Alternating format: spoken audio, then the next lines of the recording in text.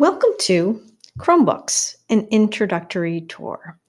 I'm Dodie Ainsley. I work at BT Bosse's, and I'm excited to be here with you today. We're going to be looking at a tour of the Chromebook. So you've got a Chromebook. That's great. Now let's figure out how to use it, right? So let's go through. You will have gotten the Chromebook. You will have probably logged in using your school Google account, obviously.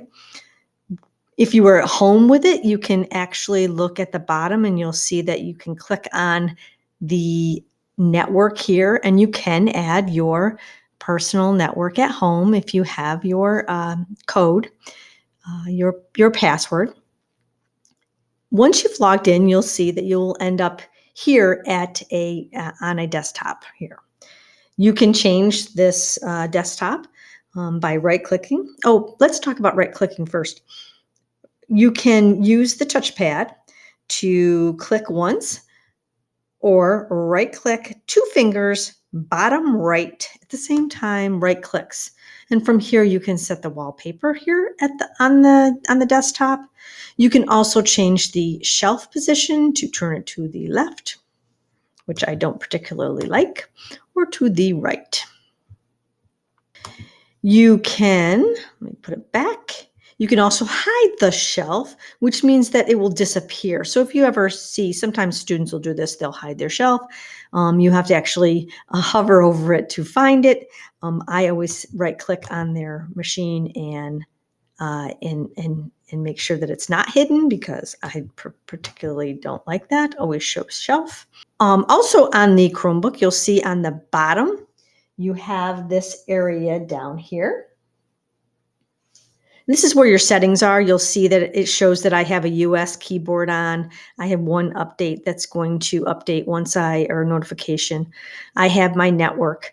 I have battery here and the time. If I click on that, you'll see it gives me more information, how much battery life I have. I can adjust the boldness or the brightness, of the Chromebook screen. I can adjust the sound as well. It shows that I have an external mic set up.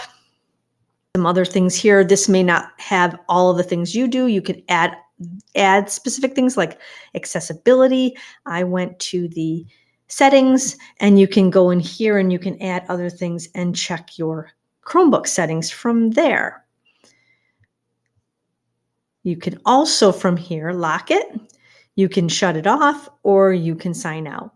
We typically suggest that you don't always just shut the keyboard, but that you log off and sign out and shut it down on occasion. And that's because if there's any updates, which Chrome often updates, it will do that on the next time you boot it back up.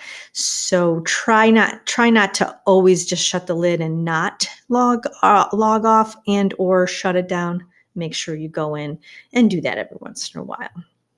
Another thing that you'll see on here is you've got your shelf on the bottom. You'll have at the left bottom corner, and by the way, I will be including with this a quick guide so that you'll see some of these things in another document as well. But at the bottom, you'll see an app launcher. And in the app launcher, you see you can search for your apps, but you can go to this up arrow and it will show all of the apps here. You can also right-click on specific apps. Not that one. That takes you right to the web store. Sorry about that. Let me go back here. So if I wanted to say I wanted a shortcut on the shelf at the bottom for slides. I right-click on it. Notice I can go ahead and I can pin it to the shelf if I want to. If I did that and pinned it, it would then show up here as in frequently used applications. This will look different for every person because it's how you customize it, although some of them will be definite. Like you will have the Chrome, you'll have My Apps, and you will have Drive for sure. So that is the app launcher. One of the things that you will do when you first get on, I always suggest people go into the My Apps first and make sure that you log into My Apps. This just assures that you are authenticating and you're getting into your district's Google account. So, and all the other things that are connected with your account, right? Your Google Classroom, your Drive, Zoom, ServiceNow, whatever else you have on here, your email, those things.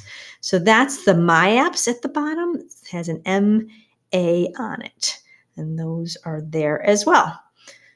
Before I go too much further, I wanted to note on the keyboard and the trackpad. You can get a wireless mouse if you aren't comfortable with the trackpad of the Chromebook. And so you can certainly get one yourself. I have one that I plug in and I use when I'm doing a lot of things on the Chromebook. So you can do that as well. The other thing that's neat about the Chromebook is there's a lot of keyboard shortcuts. And so one of the ways that you get to the keyboard shortcuts, and this is one of my favorite things, is you go to, on the keyboard, hold down Control, Alt, question mark, gives you a full list of all of the shortcuts, which are really cool. And I like that a lot. There are a lot of other handy shortcuts that'll be noted on the quick guide if you're into shortcuts. The other thing that I like is that the Chromebook doesn't have a delete key. It has a backspace key up at the top right. And what I like to do is change that backspace key to a delete key by holding the Alt button down and clicking the backspace, and that changes it to a delete key. So that's just another shortcut that is one that I love. So again, all of these are noted in the quick guide that will be included with this tutorial, this tour. All right, so we went over the app launcher here. We went over the shelf at the bottom. We went over where the settings can be, and we right-clicked on here, and we knew that we can set the wallpaper and change it to something else if we would like to. That looks interesting. Something, oh, maybe not. It's a little too much for me. We'll leave it at that. And that might be something that would appeal to you. Also in the quick guide that you'll be getting is a frequently asked question. And so one of the neat things also about the Chromebook is it gives you access not just to Google Chrome, but your Google Drive. And so think about this as your storage area for Google.